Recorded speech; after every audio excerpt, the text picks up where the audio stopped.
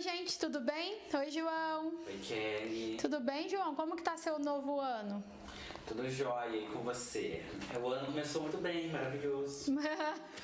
Quando não, né, João? O ano terminou muito bem, começou muito bem, sempre tudo bem.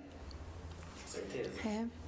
Hoje, João, a gente vai tratar aqui de um assunto daqueles que você fica mais caladinho, que você não gosta tanto, né? O quadro eu explico um pouco mais, então normalmente quando a gente traz isso, a gente traz algum transtorno mais grave, algum assunto que às vezes precisa até de mais vídeos para conseguir passar tudo para vocês. E aí o João fica meio quietinho, né, João? Eu fico, é como se fosse uma aula, né? Eu tô prestando atenção na aula. Às vezes também eu vejo que você fica um pouco triste com as possibilidades que a gente tem aí de adoecimento mental, né? Então, tem hora que eu fico meio desanimado, assim, eu fico meio chateado, sabe? Pois é. Mas, enfim, nada mudou. Se você tiver dúvida, você me pergunta. Se eu não souber, nós descobre depois. Com certeza. Tá? Vamos lá, então hoje a gente vai falar do transtorno borderline.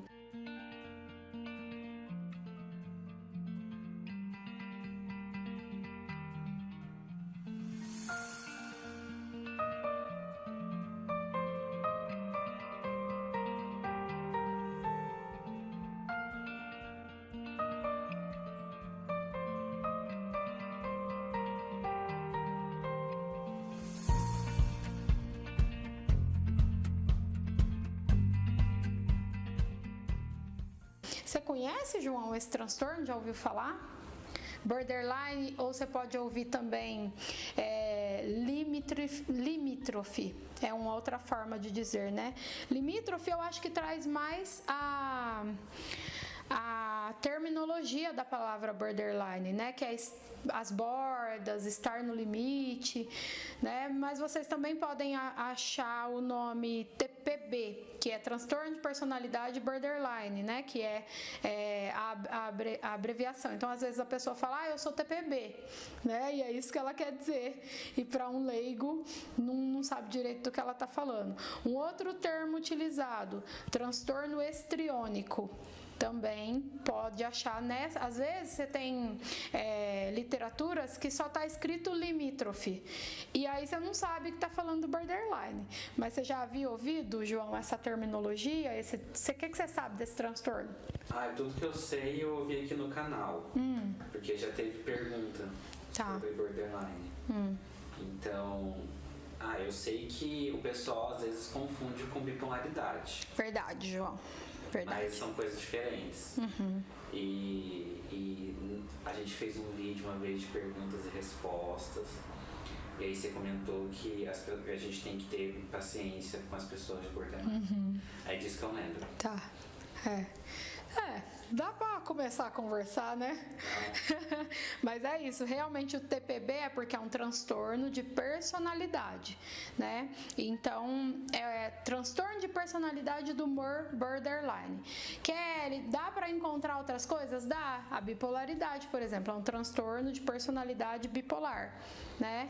Então, e também acomete o humor do sujeito. Então, essas abreviações tem que tomar um cuidadinho para ver se está falando do borderline ou do bipolar, do que a pessoa está dizendo, né? Mas normalmente eles falam border, né? Que é mais comum. Eu acho que é um tema que ficou no final do ano passado meio em alta, na mídia, eu digo, por causa de uma pessoa lá que estava em um reality, mas aqui para o canal isso é atemporal, né? Porque para psicologia é comum a gente ter no consultório de psicologia, na clínica, né, psicológica, e na psiquiatria também, pacientes acometidos por esse transtorno. Então, para nós, independente de estar ou não estar em alta aí fora, para vocês, para a gente é algo sempre que cabe falar aqui no canal.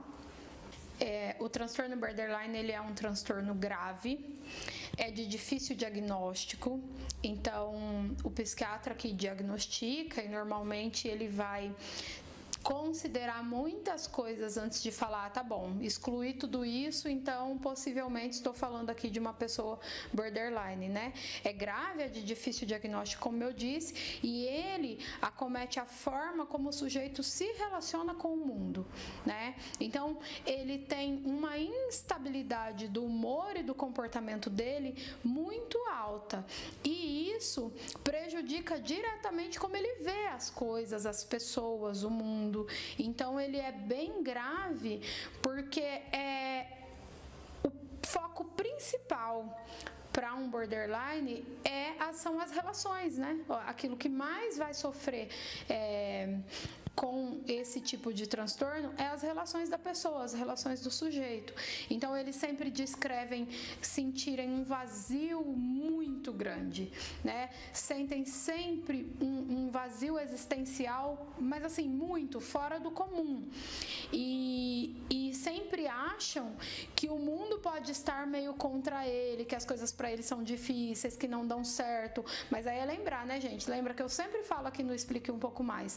Quando a gente fala de transtornos e das questões emocionais e mentais, a gente sempre fala de sintomas e de comportamentos, às vezes, que todos nós, em alguma medida, temos. E aí, o que vai diferenciar eu estar achando hoje que o mundo está contra mim, né, de um borderline? É a prevalência, é o tempo e é a quantidade de sintomas e de características que eles têm e que eu não tenho, embora tenha dia que eu possa achar que o mundo aí está contra mim.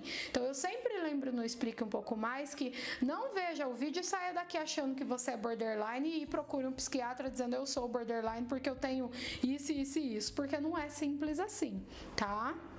E outra coisa, o João falou da bipolaridade, né? E que as pessoas confundem. O bipolar, o tempo em que ele passa, ou na mania, que é quando ele tá muito acelerado, muito bem, de bem com a vida, trabalhando, fazendo tudo correndo, e versus o tempo deprimido. Essa variabilidade do bipolar é diferente do borderline, porque o borderline ele consegue ter essa mudança de humor, assim, em questão de horas, né? Então ele pode passar horas muito mal depois de uma crise, como ele até pode sim ficar dias, mas é comum no borderline a gente não ter um tempo tão grande quanto pode acontecer no bipolar. E o bipolar, quando ele tá muito animado, ele fica mais tempo animado. O borderline não, ele tá animado agora, daqui a pouco ele pode estar mais deprimido. Então é difícil essa diferenciação para as pessoas, entre outros detalhezinhos que vai diferenciar eles, mas eu não quero tirar o foco do borderline aqui. É essa coisa de que o borderline ele muda de humor. Eu atendo borderline aqui. Às vezes, em uma sessão, ele chega a passar por 3 situações de humor diferente, assim, né? Depende do que ele trouxe, ou depende da intervenção que eu falo, né? O que eu falei? Que pode mudar a forma como ele vai se comportar e como ele vai reagir, né? Eles são extremamente impulsivos, mas, assim, extremamente impulsivos. Tem, assim, atitudes muito súbitas, muito do nada, né? Tem um excesso de sensibilidade, então eu brinco que eles têm uma lupa na mão, né? A gente está vendo ali aquilo como sim um problema, como uma dificuldade, ele está vendo aquilo muito maior, tá? Então eles vivem episódios de muita raiva, de muito vazio, de muita depressão, de muita ansiedade, né? E pode aí, como eu falei anteriormente, durar algumas horas, ele, vou colocar assim num termo mais popular, mastigando aquela situação que ele está vivendo e ampliando ela cada vez mais. Então o sofrimento do borderline é algo muito real, é muito questionado pelas pessoas o quanto esse sofrimento é real, como todas as doenças mentais, mas é um sofrimento muito real e eles colocam a vida deles em risco muitas vezes por conta disso. E aí, o que desencadeia isso, né? A gente não tem todos os dados sobre esse assunto ainda, a gente sabe que é ambiental. Então, no geral, um ambiente afetivamente, emocionalmente conturbado vai gerar o que a gente chama do gatilho, né? Que fez com que a pessoa tivesse a primeira percepção do mundo dessa maneira que eu estou descrevendo aqui. Então, diferente da depressão e da ansiedade, né? Ele é um transtorno que é muito ligado ali ao ambiente.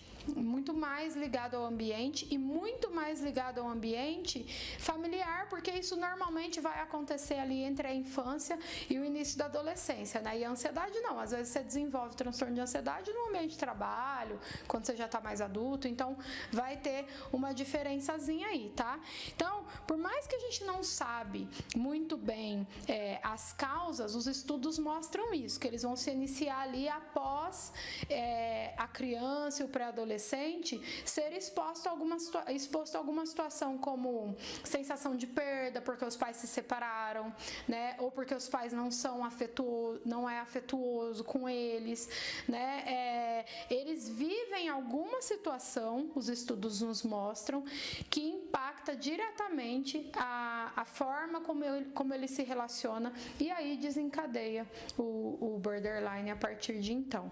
Outra coisa, né, que pode fazer com que desencadeie também morte, né, que dá a mesma sensação de perda que separação. Outra situação muito forte, muito marcante para as pessoas que desenvolvem abuso. Pessoas que sofreram abuso na infância ou na adolescência vão apresentar ambientes muito violentos, né, muito conturbados, vão apresentar. A gente percebe que é tão comum nos homens quanto nas mulheres, mas como para toda patologia que envolve os homens, a gente percebe que a mulher busca mais o tratamento de transtorno borderline, né? E o público LGBT também é bastante acometido e busca mais o tratamento. O homem hétero, mais normativo, ele normalmente não busca saber o que está acontecendo, ele percebe que ele sofre, tem um sofrimento igual e é mais suscetível ao suicídio, porque os borderlines, eles são muito suicidas, né? É muito comum o desejo de morte, o desejo de cessação, e eles têm uma tendência a se isolar muito. Como o homem busca menos o tratamento, tem uma menor compreensão, às vezes nem sabe o que está acontecendo, ele se mata, ele tem chances maiores, né, de cometer o suicídio.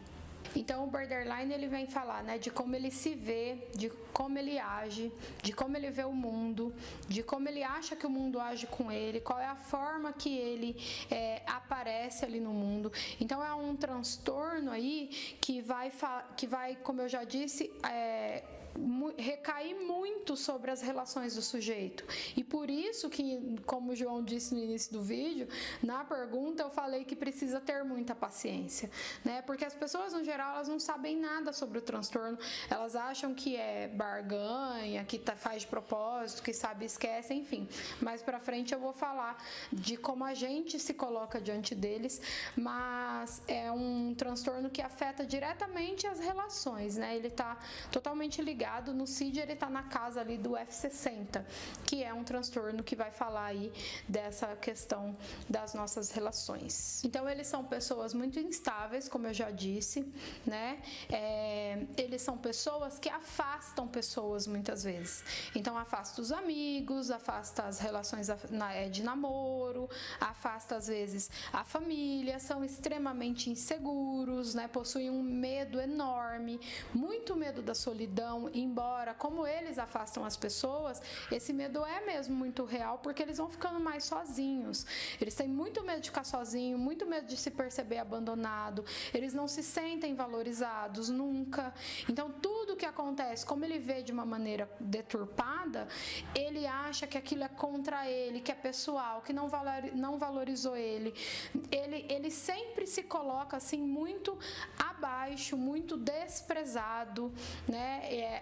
Eles usam muito essa palavra, porque me desprezou, porque me tratou mal, porque me humilhou, e de fato a percepção dele para a situação é essa mesmo, né? Então essas é uma das características aí da pessoa que sofre com o borderline. Então, como há um conjunto de fatores na forma que eles veem as coisas, eles são pessoas que se percebem sempre muito sós, né? Sentem muita solidão, acham que estão condenados a viver sós, né?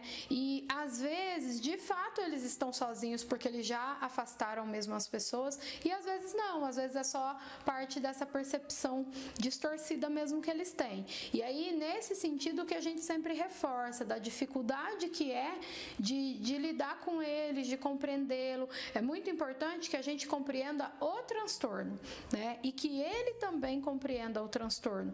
Porque aí, por mais que ele percebe que ele está sentindo aquilo, que de fato há um sofrimento, ele mesmo começa a linkar. Existe a possibilidade, em alguns casos, dele mesmo linkar e falar, não, peraí, será que é isso mesmo, né? Isso aqui é do transtorno. Queres, todos conseguem fazer claramente esse link sempre? Não. Como todo transtorno, tem gente que tem, por conta das situações, por conta que não tem tratamento, né? Às vezes nem sabe o que tem, vai havendo uma piora e a pessoa fica impossibilitada de fazer essa ligação. Mas quando eles estão em tratamento e a gente vai estimulando sempre ali, sempre perto deles, existe sim a possibilidade deles conseguirem fazer. Não diminui o que ele está sentindo, mas ele consegue um controle um pouco maior ali de si e consegue talvez dar uma ressignificada na sua percepção. Eles possuem um vazio e um sentimento, né, crônico de tédio muitas vezes. Sabe aquela pessoa assim que cai num tédio? E aí parece que não está acontecendo nada, que com ela não acontece nada, de que ela realmente está excluída do mundo. Isso faz com que muitas vezes eles tenham comportamentos extremamente autodestrutivos. Isso é uma característica muito importante no borderline para dizer aqui. E aí, Kelly, como é esse comportamento autodestrutivo? Gente, passa por tudo. Alguns deles têm a maioria dessas características que eu vou falar e alguns possuem alguns hábitos e outros não. Mas eles querem ir ao limite. Lembra que eu falei lá que é a pessoa, né, que quer ir até o limite, que parece que ele quer dar uma balançada, assim, eu tô num tédio danado, deixa eu fazer alguma coisa. Então eles são capazes de se expor em situações de sexo. Então, se expor mesmo, assim, eu vou transar com todo mundo sem proteção. Ele quer ver o que acontece, né? Eles são capazes de se viciar em jogos, de exagerar em alimentação, em álcool, em drogas. É muito comum borderline pelo menos já conhecer droga, já ter experimentado droga, né? E muita droga, assim, é tudo muito excessivo com eles. Eles se colocam mesmo no limite, eles são vingativos, então se eles decidirem lá pelo olhar deles que você foi injusto, que você tratou ele mal, às vezes ele se vinga e ele não consegue perceber que ele está fazendo isso, ele acha que ele está fazendo justiça, né? Eles são capazes de roubar, eles são capazes de coisas bastante autodestrutivas que colocam a vida deles em risco. É muito comum eles cometerem automutilação, muito comum mesmo. As tentativas de suicídio, como eu já falei, entre eles também é bastante comum. Então eles abusam e levam o nosso corpo a todos os limites possíveis. E aí é óbvio, todo mundo que está inserido no meio dessa pessoa, né, a família, os amigos, o namoro, sofre. Porque você nunca sabe direito como que ele tá e o que vai acontecer, né? Então eles possuem essas características aqui que são a gente precisa ter bastante cuidado, a gente precisa cuidar com muito carinho, olhar mesmo com um tato bem leve, para que isso não possa realmente acabar em um suicídio ou numa doença, né, que não tenha cura ou coisas assim. Eles também têm uma sensação de estar sendo perseguidos por algumas pessoas, assim, fulano não gosta de mim, ele me persegue. Então eles têm esse senso persecutório que por muito tempo, enquanto a gente não sabia muito sobre o border, eles eram muito confundidos com o esquizofrênico, né? Porque o esquizofrênico, ele tem o delírio, ele tem a alucinação. Só que aí os estudos foram nos mostrando que o borderline, ele tá sempre na realidade. Por mais que a percepção dele seja distorcida, ele está aqui. E o esquizofrênico não, né? No momento de alucinação, nos momentos deles, assim, ele cinge, né? Esse é o nome. Esquizofrenia é como se ele caísse num vazio e ele é capaz de te machucar, mesmo você sendo da família dele, e ele de fato não se lembra daquilo. No borderline, ele pode esquecer algumas das atitudes dele nesses momentos de ir ao limite, ou por estar com muita droga, ou muito álcool, ou muito remédio, que seja. Só que ele tem contato com a realidade, ele sabe quem são as pessoas que estão ali. Então, por muito tempo se confundiu, mas existe essa diferença aí que coloca um abismo entre os dois, porque é bastante diferente mesmo. Mas eles têm essa sensação aí de estar sendo perseguidos, eles têm também uma questão de ter dúvida em relação aos gêneros deles, né? E é da síndrome mesmo, né? É do transtorno. Eles têm dificuldade, gente, de possuir um objetivo claro de vida, né? Porque como o humor muda muito, é difícil para eles estabelecer grandes objetivos. Não é impossível, né? Como eu falei, também depende do grau, de qual que é o tratamento, mas eles avaliam muitas coisas erradas. Por exemplo, a noção dele de lealdade com os amigos, ou com o namorado, ou com a família é muito distorcida. Então, se eu sou amiga e eu demorei para responder, pronto, eu já não sou leal, não sou amiga, eu virei as costas para ele, eu desprezei ele tá sofrendo, e aquilo vira um negócio muito grande. E aí, como eu falei, nada comparado a um momento que você se sente sozinho, que um amigo não te respondeu, ou que você tá com ciúme. É realmente muito gritante para eles, né? É uma outra noção pra gente falar que a gente tá tratando de alguém com borderline. Eles têm um sentimento de abandono muito grande, né? A vida para eles é muito perigosa e é um lugar que eles sempre vão perder. Para eles sempre vão perder. Eles vão perder alguém, eles vão perder alguma coisa, eles serão ridicularizados, as pessoas estão falando deles, né? Porque daí vem lá desse movimento mais persecutórios. Eles são extremamente, mas assim, é patológico o ciúme e o controle. Eles são muito mais ciumentos e muito mais controladores. É muito gritante isso neles. Por quê? Porque o nível de medo deles é além, é desregulado, né? É realmente mal interpretado. Então, eles vivem um sentimento de abandono constante, até quando a gente tá ali. Mas, de repente, se você não respondeu como ele esperava, e aí como que você vai saber, né? Como que é que ele esperava? Pronto. Eu já me senti desprezado, abandonado, então é bastante complicado. Eu vou contar uma história aqui para vocês de um paciente meu de borderline, né? Eu disse para ele que eu ia comentar isso no vídeo e ele autorizou. E ele conheceu um rapaz, né? Nesses aplicativos aí de relacionamento, sabe, João? Ele conheceu um rapaz, e não é porque ele é borderline que ele não é extremamente inteligente, que ele não é, né? Porque às vezes a gente fala assim e as pessoas passam a olhar a pessoa só com aquelas características do que eu tô descrevendo o transtorno. Mas ele é extremamente inteligente, ele, quando tá tudo bem, ele é extremamente humano, ele é muito competente no trabalho dele, né? O meu paciente. Então, ele se interessa muito por meninos muito inteligentes, que falam de cinema, que falam de literatura, né? Ele fala inglês e ele já viajou muito. Então, assim, ele tem o transtorno, mas ele não é uma pessoa que é impossível de você se relacionar. Só que quando tem esses momentos das crises, é desse jeito que eu estou descrevendo aqui para vocês. Então, ele conheceu um rapaz lá não sei se eu vou lembrar a história certinha, mas vocês vão entender. Lá no aplicativo, e ele achou o rapaz muito interessante, muito inteligente. Acho que o rapaz também, eu não me lembro mais a formação do rapaz e tal. E o rapaz deu atenção, eles conversaram e tal, e tudo bem. Só que aí, pelo que eu entendi, João, nesses aplicativos, você me confirma se eu tô certa. Vocês conversam um pouco mais no início, depois isso vai se desacelerando, né? Às vezes, né? Sabe aquela empolgação de estou conhecendo alguém novo e daí depois acaba dando uma esfriada mesmo, porque daí a empolgação vai passando.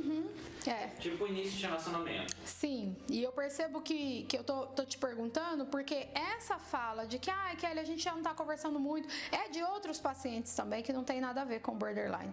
Só que pro borderline, diante de tudo que eu falei aqui até agora, vocês pensam quando este rapaz tão interessante, inteligente, maravilhoso, desacelerou essas conversas. Pensa aí, ele descreveu assim pra mim mim foi um martírio, né? E aí ele conversou com o rapaz um momento lá e falou pro rapaz que a partir daquela conversa que eles tinham tido, que eu não lembro mais do que era, ele tinha feito um stories falando disso. Acho que era alguns anos que o vento levou, foi ao ar, e que o Titanic tinha 20 anos, uma coisa assim, que eles estavam falando de cinema. E aí ele falou, eu acabei fazendo um stories sobre isso, falou pro rapaz. Aí o rapaz disse pra ele, que legal, eu vou ver. Não diga isso para um borderline se você não vai ver na hora, né? E o menino, pelo que eu entendi, voltou à vida dele, normal. Não é que ele não se importou, não é que ele não estava mais interessado, mas pro borderline gente. E aí ele falou assim pra mim, pra que me fazer passar por aquele martírio? E ele passou a olhar a todo momento se o menino tinha visualizado o stories. E ele olhou, e ele olhou, e ele olhou. E aí começa, é daqui que vem a crise, né? Começa a gerar uma angústia, um desespero. Não foi o caso do meu paciente, mas nesse momento eles podem se cortar. Nesse momento eles podem chamar a pessoa e brigar. Nesse momento eles podem fazer qualquer coisa, a gente não sabe, né? E ele viu. Quando ele percebeu, porque como eu disse, meu paciente é bem perspicaz, o que ele estava fazendo, ele falou, bom, ele deve estar ocupado, mas com ódio. Ele fala, eu estava com ódio dele, né? E aí ele foi fazer as outras coisas. Mais tarde, quando ele entrou de novo lá na rede social e ele olhou o stories, e o menino tinha postado um stories também lá. Então, quer dizer, o menino ficou online e não visualizou, aí ele bloqueou o menino e excluiu de todas as redes. É maravilhoso, né? Então, assim, eu tô rindo aqui porque lá na hora eu ri com ele. E aí ele fala assim pra mim, você sabe, né, Kelly? Você sabe, né? Então a gente já tem uma relação muito íntima e a gente acaba se divertindo com a situação, o que também deixa um pouco mais leve pra ele, né? Porque pra ele, de fato, aquilo é muito grandioso. E o rapaz, gente, não visualizou, o story sumiu e ele excluiu o rapaz de tudo e ficou sofrendo. E aí eu perguntei, né, como você se sentiu? Ele me desprezou, eu me senti muito desprezado, foi horrível. E assim, eu sempre conduzo o tratamento de maneira leve, mas realmente para ele foi assim, né? Realmente para ele foi muito difícil. Realmente para ele foi muito complicado. Eu tento deixar a sessão um pouco mais tranquila, porque às vezes ele chora, né? E nesse dia a gente começou a rir e nossa, eu conheço, eu sei, e tudo bem, ele conseguiu descrever sem chorar, conseguiu se descrever sem expressar tanto ódio, mas nem sempre, às vezes ele traz com uma depressão tão grande. Nesse dia ele estava muito bem me contando que não dá, né, que nem eu que tento deixar leve não consigo, e aí fica realmente um ambiente muito deprimido, né? E aí beleza, mais tarde, quando ele se acalmou um pouco, ele disse que repensou, e aí a importância do tratamento, né? Ele disse que repensou e falou, não, o menino, eu vou tentar mais um pouco, ele é muito interessante, eu gostei realmente dele, porque esse meu paciente, ele já consegue fazer essa análise, mas você vê, não impediu ele de ter o momento, né? Se o rapaz estivesse online naquela hora e tivesse visto, provavelmente eles iam brigar. E aí mais tarde ele desbloqueou, chamou lá em uma rede social, e o rapaz falou que ele não viu porque ele estava ocupado, mas que ele não perdeu o interesse, né? E só que ele estava fazendo as coisas dele. E aí eles indicaram lá músicas um pro outro, e o meu paciente já começou a ouvir a música que ele indicou. E aí o que ele esperava do rapaz? Imediatismo, o mesmo imediatismo. Então você também vai ouvir agora o que eu indiquei. O rapaz falou, agora eu não posso. Pronto, temos aqui um novo problema.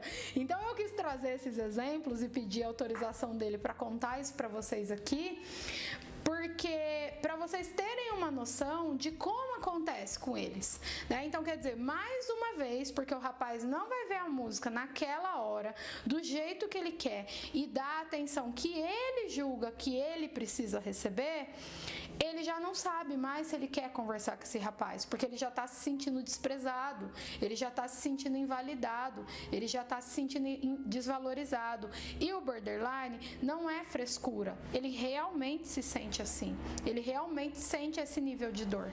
E eu acho que esses dois exemplos ilustram bem de maneira bem clara para vocês como que acontece com eles. É uma palavra mal colocada e tá tudo perdido. E aí vamos falar um pouquinho do tratamento, né? Depois dessa descrição de como mais ou menos eles funcionam, vamos falar um pouquinho do tratamento. Atualmente a psiquiatria de hoje, ela já não está mais tão interessada nas causas, né? Já não há mais uma grande busca pelas causas. Por quê? Porque sempre existem, a ciência está sempre procurando no paralelo. Então, quando o sujeito chega para o tratamento, o que o psiquiatra vai fazer? Ele vai ouvir, né?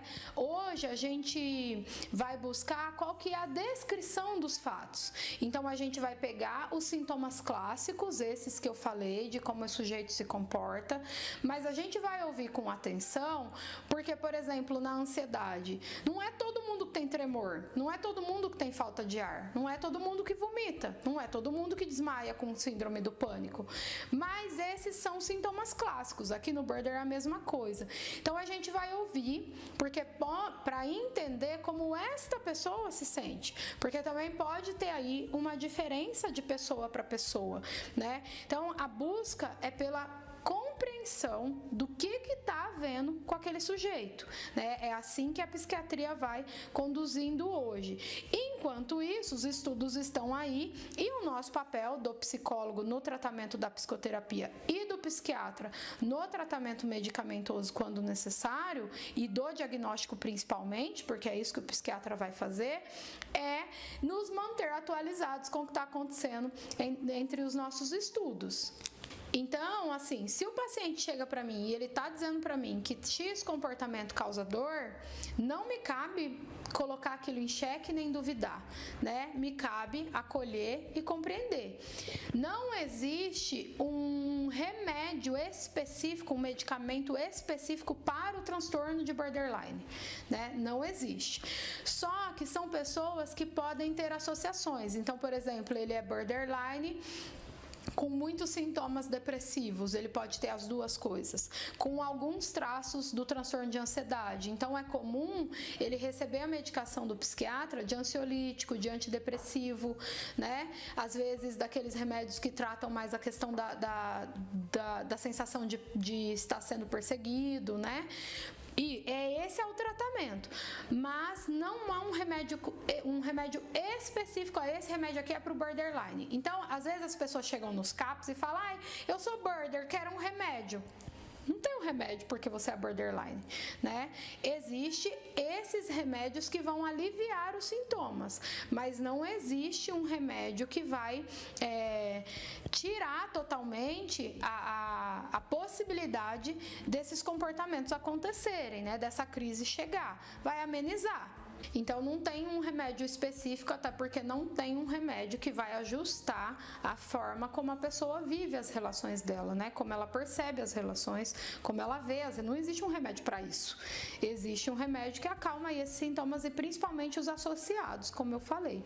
E então sobre os remédios é isso. A psicoterapia é extremamente importante, como tudo que é dito aqui nesse canal, né? Já que é um canal de psicologia, porque a psicoterapia é que vai trazer essa compreensão, tá? Recebi um diagnóstico de transtorno de borderline, beleza, agora eu vou conhecer esse transtorno, né? Agora eu vou saber como ele funciona, porque aí eu passo a me perceber melhor, né? Então a psicoterapia, ela vai ajudar na compreensão do sujeito de si, ela vai ajudar para que ele compreenda melhor que ele enxerga as coisas assim e que não necessariamente elas são assim, né? Que ele está afastando as pessoas.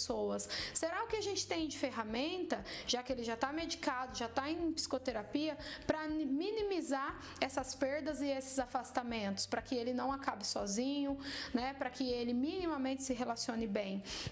Outra coisa que ajuda em todos os tratamentos, e nesse aqui não é diferente, atividade física, né? Meditação também ajuda bastante. Então, para o borderline aí vai ajudar muito fazer alguma atividade física, exercício físico, a meditação e a psicoterapia, para casos que haja as associações, o psiquiatra vai entrar, como eu falei, com antidepressivo e ansiolítico.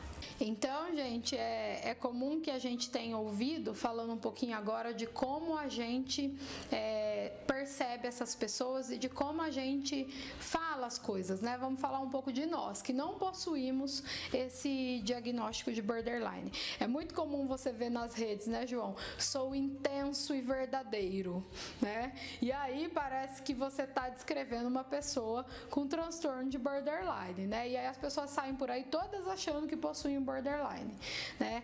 Quando a gente fala de intensidade e essa coisa da ideia de ser verdadeiro no borderline, a gente tem alguma razão. Quando a gente fala lá na bio do nosso Instagram, ou no nosso Facebook, ou nos nossos comentários do Twitter, não exatamente. Todos nós temos momentos de intensidade, todos nós temos momento que falamos a verdade, uma verdade mais excessiva, que talvez nem cabia a nós dizer, mas a gente gosta, e a gente justifica isso com um sou intenso e verdadeiro, né? Às vezes nós somos mal educados mesmo, mas a gente acha que isso é verdade e intensidade, né? Então, quando você ouvir alguém dizer que o borderline é intenso e verdadeiro, não pense que você é um borderline, porque tem isso lá na sua bio, tá? Então tenha, como eu falei lá no início do vídeo, tenha um pouco de cuidado, porque as palavras caem no senso comum, todo mundo começa a utilizar e as pessoas simplesmente chegam no CAPS querendo um remédio porque tá se achando border, porque é intenso e verdadeiro. Então tomem um pouquinho cuidado com esses rótulos, né? E também, como eu disse, não rotule uma pessoa com transtorno de bipolaridade, borderline, ansiedade, depressão. Não olhe para ela só através do transtorno. Há uma pessoa com toque. Nossa, mas ele tem toque. Tá, ele tem toque, mas ele trabalha, ele estuda, ele tem família, ele tem muita coisa funcionando nesse sujeito, né? E aí, João, respondendo a sua pergunta dos bastidores, como que o humanista trata? Tem muita coisa funcionando nesse sujeito, né? E eu vou evidenciar isso sem desconsiderar o transtorno. É assim que o humanista trata, viu, João Pedro? Já aproveitei aí e lembrei que todos nós temos esses momentos, mas que isso não faz da gente uma pessoa que sai por aí rotulando, se autorrotulando como borderline, não. Tomem cuidado. Eu falei anteriormente sobre serem vingativos, né? Sobre às vezes esquecerem um pouco das suas atitudes, depois lembrarem partes, e isso a gente foi percebendo que foi dando margem para familiares e amigos questionar. Mas tem hora que ele sabe o que tá fazendo. Tem hora que ele esqueceu. Ele usa isso aí para dizer que tá doente, né? Tem falas de paciente meu, assim, que conta que a família, na hora de uma discussão, porque brigas é muito comum na vida de um borderline. Qualquer coisinha virou uma briga gigantesca, eles são agressivos, quebram as coisas, se machucam, como eu falei, né? E às vezes eles choram, às vezes eles se arrependem e daqui a pouco eles estão bem, porque houve já uma mudança de humor, né? E naturalmente talvez vai parecer que eles não se importam, que eles não se lembram, e aí os familiares falam, isso aí é frescura, né? Eles só falam dessa, já ouvi termos assim, essa síndromezinha. Gente, primeiro que se você tem alguém com sofrimento psíquico na sua família, se interesse pelo seu familiar, vai entender o que é que ela tem, porque diante de tudo isso que eu falei aqui, você aí que está assistindo, que pode ter um familiar borderline, você pode estar ouvindo e falar, gente, é exatamente o fulano. Então tome cuidado com as palavras de vocês, né? Tome cuidado. Kelly, mas pra gente também não é fácil, então procure ajuda. Eu sempre digo, familiares de pessoas com adoecimento psíquico também precisam de acompanhamento psicológico, exatamente para evitar que se machuquem tanto, para que saia todo mundo machucado e para minimizar um pouco dessas discussões e dessas dúvidas. Se você tem dúvida se é frescura ou não, compreenda junto com a pessoa amada da sua família o fenômeno. O que está acontecendo? O que acontece quando uma pessoa tem isso, né? Então, a gente precisa de mais empenho dos amigos e dos familiares e principalmente mais cuidado com as palavras. Então, assim, eles não fazem de propósito, como muitas vezes as pessoas falam, né? Não é frescura, como muitas vezes as pessoas falam. Não é oportunismo, como muitas vezes as pessoas falam, né? É muito comum as pessoas acharem que eles são muito oportunistas. Kelly, mas você falou que eles podem roubar, que eles podem se vingar. Sim, e eu também falei que a gente está falando de um transtorno, reconhecido lá no nosso DSM-5, que descreve todas as doenças, né, psíquicas, e consta no nosso CID-10, que é quem dá aí o atestado para vocês e diz, fulano tem isso, né? Então, eles fazem mesmo isso faz parte do transtorno que eles possuem. Isso não faz deles pessoas piores e vagabundas e frescurentas, não, né? E então, busque ajuda para essas pessoas, ao invés de só achar que é frescura e pronto, é frescura e acabou. Vamos ter um pouco mais de paciência, né? Um pouco mais de empatia, vamos ao menos procurar saber. Depois que a gente tiver minimamente noção do que a gente está falando sobre o outro de verdade, que a gente realmente entendeu como funciona, porque se é da minha família e eu tenho que conviver e tá difícil, é bom eu entender porque todo mundo ganha, eu e a pessoa. No geral, a gente fica esperando muito que as pessoas só se ajustem, né? É comum eu ouvir, fala pra sua psicóloga que você brigou aqui comigo. Borderline briga o tempo todo.